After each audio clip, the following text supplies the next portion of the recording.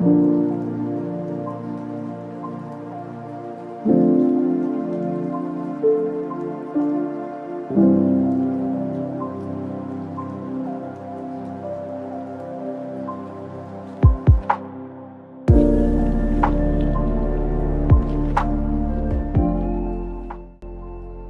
kerja modern, kita sering mendengar kata produktivitas, target, dan efisiensi. Namun jarang ada yang bertanya bagaimana keadaan batin orang-orang yang menjalankan semua itu.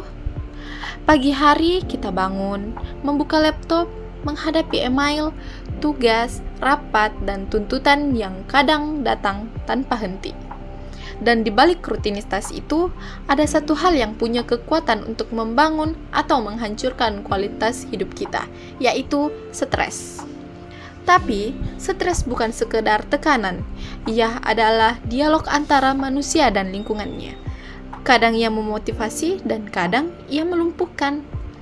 Video ini akan mengajak kita memahami bagaimana stres bekerja dalam organisasi, mengapa ia muncul, bagaimana dampaknya, serta bagaimana praktik sumber daya manusia dapat menjadi solusi untuk menciptakan organisasi yang sehat.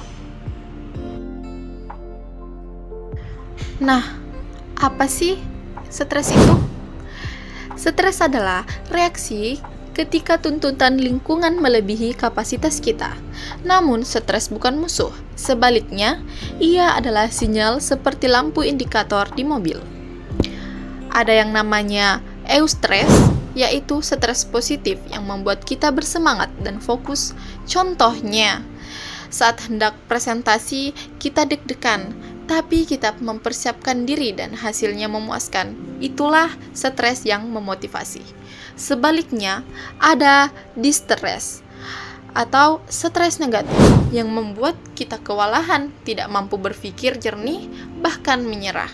Dan kemampuan seseorang dalam mengubah stres menjadi eustress sangat dipengaruhi lingkungan kerja, termasuk bagaimana organisasi mengatur sistem sumber daya manusianya.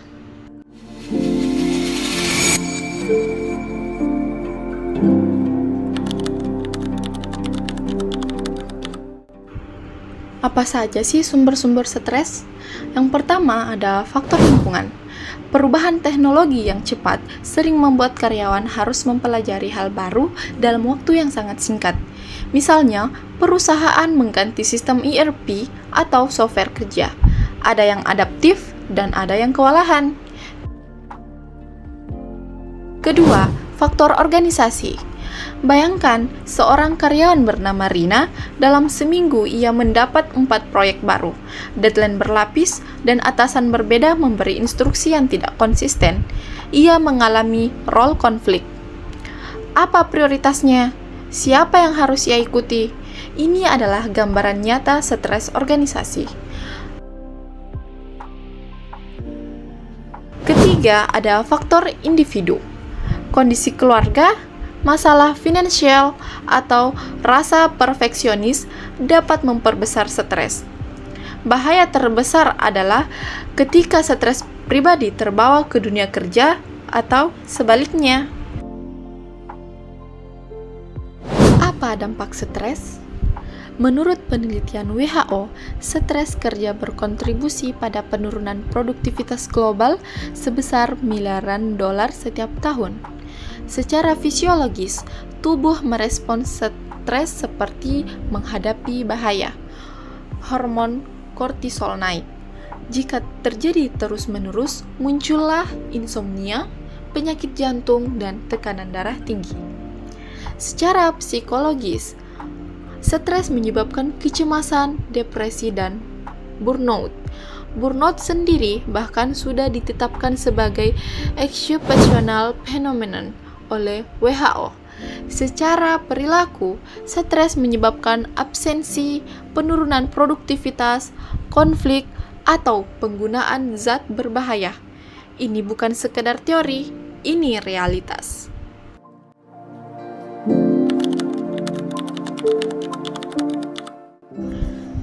Jika stres tak terhindarkan, apakah organisasi bisa pasrah?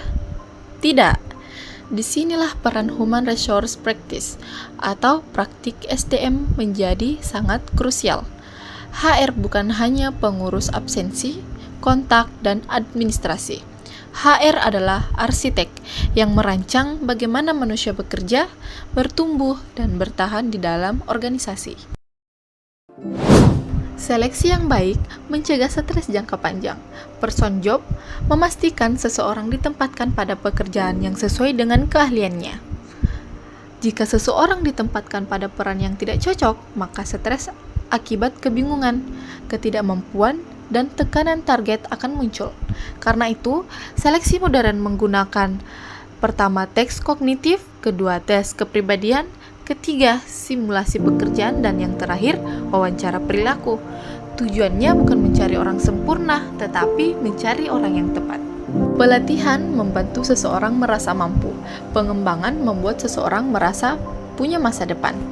Ketika karyawan merasa stagnan, stres meningkat, dan ketika mereka merasa berkembang, stres akan menurun.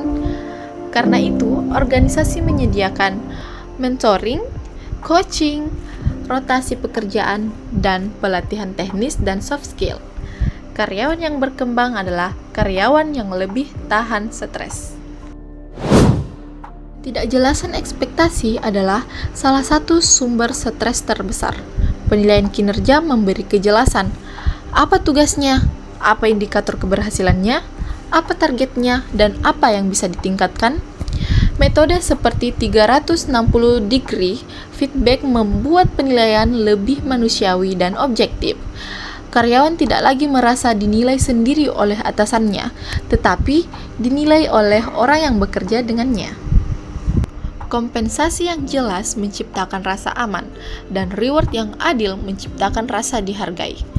Reward non-moneter seperti fleksibilitas kerja, pengakuan, dan kesempatan karir seringkali lebih mampu mengurangi stres daripada uang. Ketika karyawan merasa dihargai, loyalitas dan kesehatan mental akan meningkat. Apa hubungan stres dan HR practices? Semua praktik HR saling terhubung untuk mengurangi stres.